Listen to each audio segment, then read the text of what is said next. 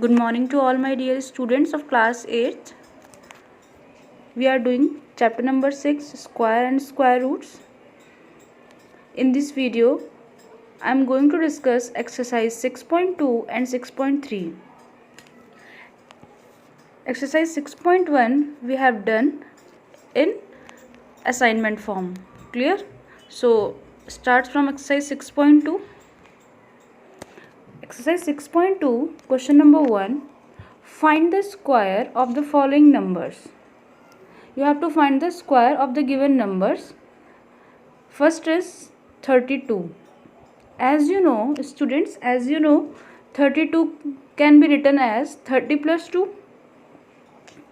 अब वैसे तो आप 32 इंटू 32 करके भी उसका स्क्वायर रूट निकाल सकते हैं, बट हम 32 को 30 प्लस 2 की फॉर्म में भी लिख सकते हैं. तो हम 32 इंटू 32 करें या 30 प्लस 2 का होल स्क्वायर निकाल लें तो भी आप किसी भी नंबर का स्क्वायर निकाल सकते हैं. क्लियर? तो अगर हम 32 का स्क्वायर देखें तो 32 into 32 30 plus 2 into 30 plus 2. Clear? 30 को इस कंप्लीट स्क्वायर से ब्रैकेट से मल्टीप्लाई करेंगे, प्लस 2 को फिर से इस कंप्लीट स्क्वायर से आप क्या करेंगे, मल्टीप्लाई करेंगे. फिर 30 into 30 900 plus 30 into 2 30 into 2 plus 2 into 30 फिर अगेन प्लस 2 इंटू 2. फिर आप प्लस कर दीजिए 30 into 30 900 plus 30 into 2 60 plus 30 into 2 60 and plus 4. Then add all these terms तो यू विल गेट 1024 और यू कैन से 1024. और आप जब 32 इंटू 32 करके देखेंगे तो भी आपका आंसर क्या आएगा, 1024. Clear? Take one more question. 35 को आप कैसे लिख सकते हैं, 30 प्लस 5. तो 35 का स्क्वायर मीन्स 35 इंटू 35 क्योंकि आपको स्क्वायर फाइंड करना है. फिर 30 plus 5 into 30 plus 5. Again you will solve the bracket first. तो 30 की मल्टीप्लाई पहले आप इस कंप्लीट ब्रैकेट से करेंगे, देन जो आपको पहले साइन होगा प्लस वो लगाएंगे, फिर दूसरी टर्म की मल्टीप्लाई भी हम इस पूरे ब्रैकेट से करेंगे. Clear? Now 30 into 30 plus 30 into 5 35 फिर प्लस 30 इंटू 5 और फिर से plus 5 into 5. Now 30 into 30 900 plus 30 into 5 150 फिर से 30 into 5 150 and 5 into 5 is 25. Now add all these terms तो you will get 1225. Now next question is students, remaining part of these questions are your homework.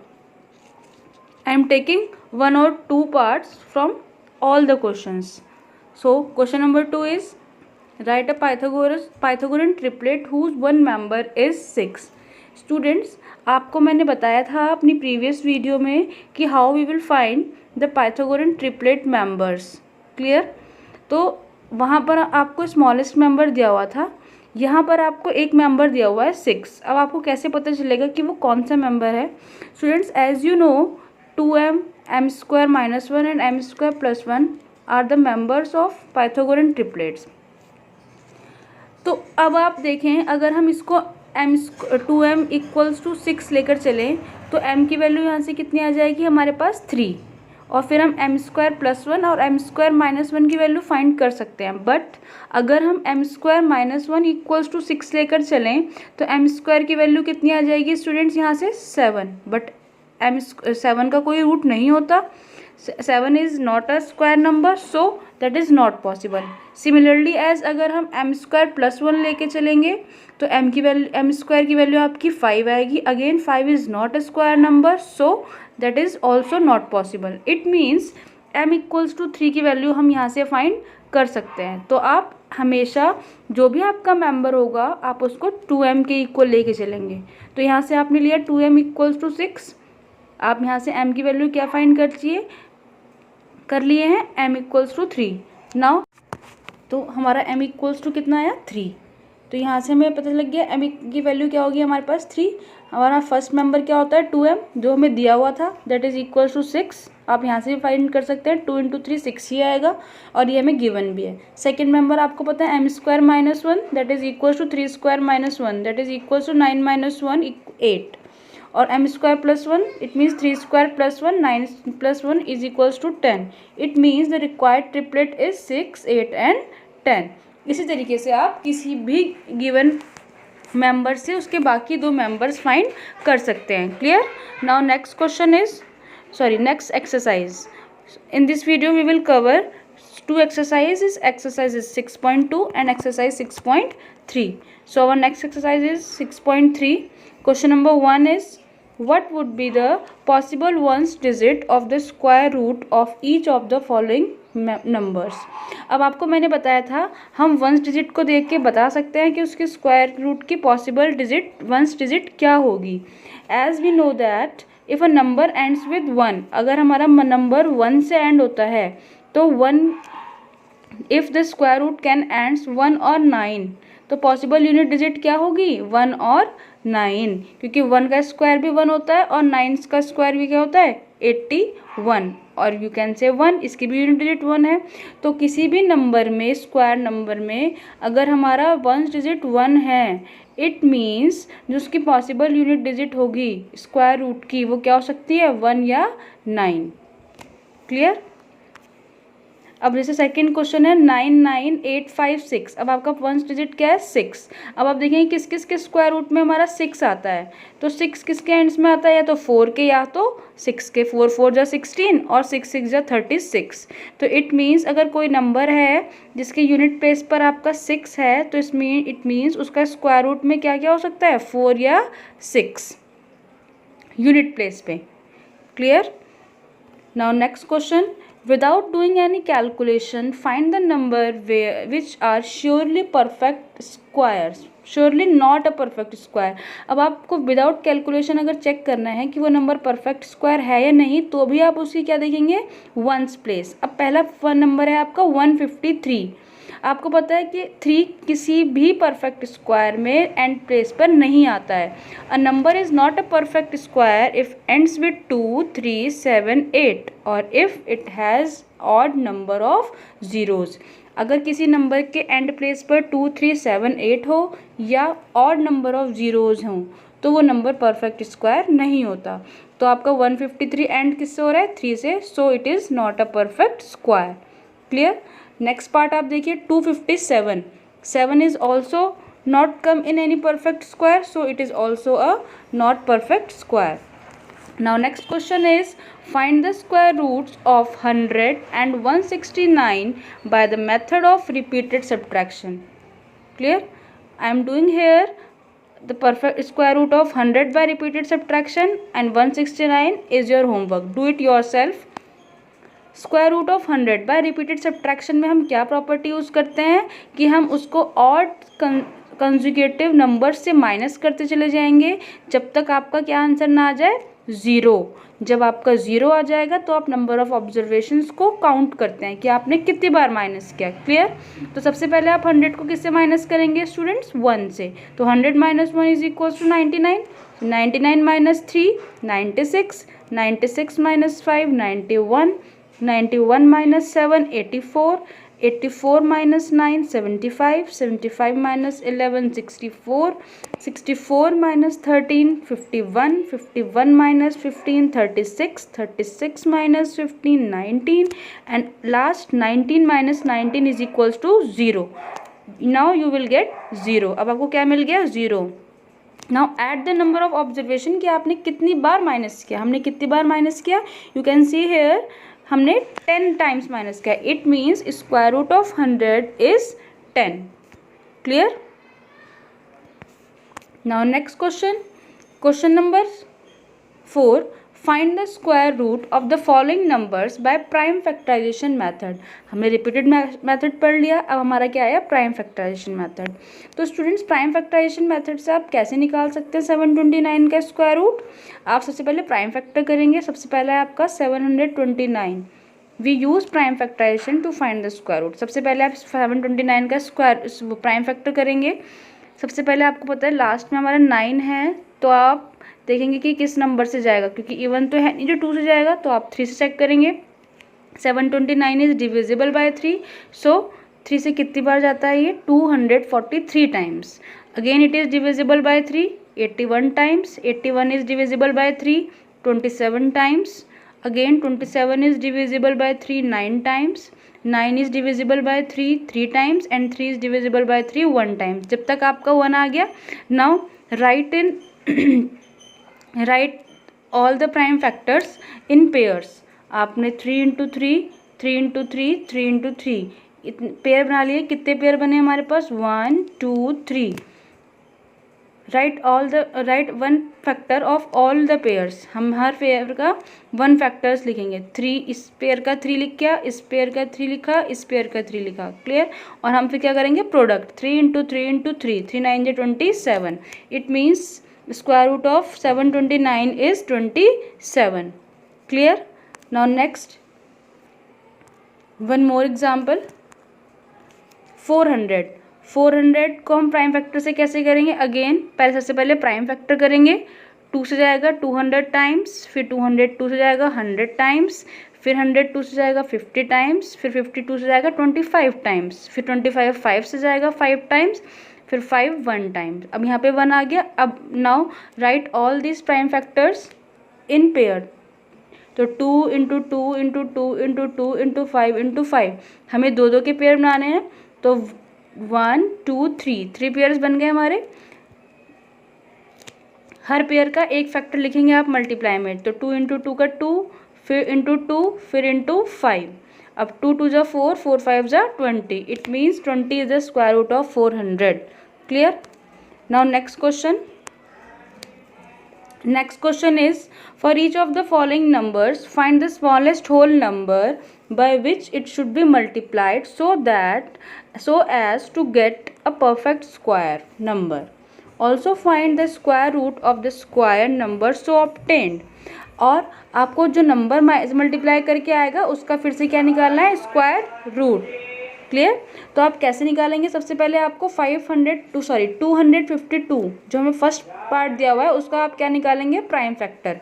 जब आप prime factor निकालेंगे students, आप देखेंगे कि जो हमारा पेयर है वो कंप्लीट नहीं हो रहा है। देखिए 252 का हमने प्राइम फैक्टर किया तो हमारा क्या आया प्राइम फैक्टराइजेशन, 2 इंटू, देखिए 2 इंटू 2 इंटू 3 इंटू 3 इंटू 7। आप देख रहे हैं यहाँ पे 7 का पेयर नहीं बन रहा है। इट मीन्स आप ये भी कह सकते हैं अगर हमारे पास एक और 7 होता तो आप उस नंबर का स्क्वायर रूट निकाल सकते थे।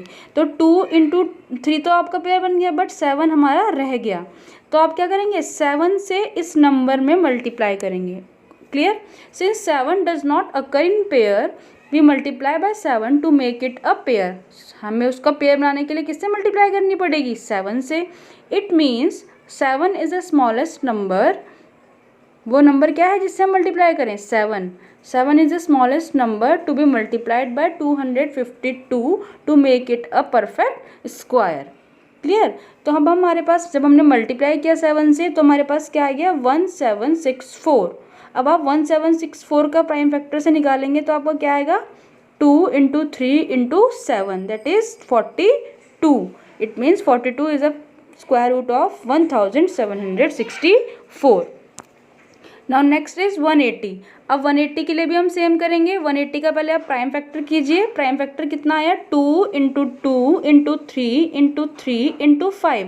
अगेन 5 इज अनपेयर्ड, आपको दिख रहा है ये अनपेयर्ड है, तो हम किससे मल्टीप्लाई करेंगे, इसका मतलब 5 से, इसको कंप्लीट पेयर बनाने के लिए। Since 5 does not occur in pair, we multiply by 5 to make it a pair. अब आप 180 की 5 से मल्टीप्लाई करेंगे तो क्या आ गया, 900। It means 5 is a smallest whole number that should be multiplied by 180 to get it a perfect square. So square root of 900 is 2 into 3 into 5, that is equals to 30. Therefore the smallest whole number to be multiplied is equals to 5 and the square root of the new number is 30. Clear? Now next question is, for each of the following numbers find the smallest whole number by which it should be divided. अब आपको क्या करना है, divide so as to get a perfect square also find the square root of the square number so obtained. जो आपका number आएगा divide करके फिर आप उसका क्या निकालेंगे, स्क्वायर रूट।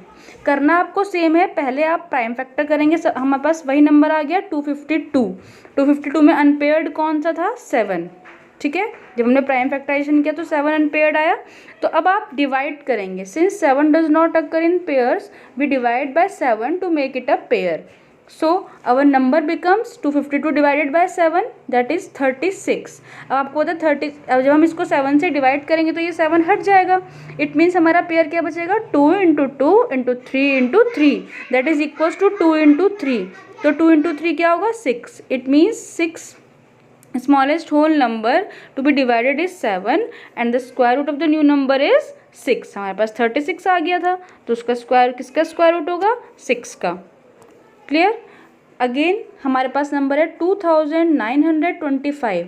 अगेन आप क्या करेंगे, प्राइम फैक्टराइजेशन।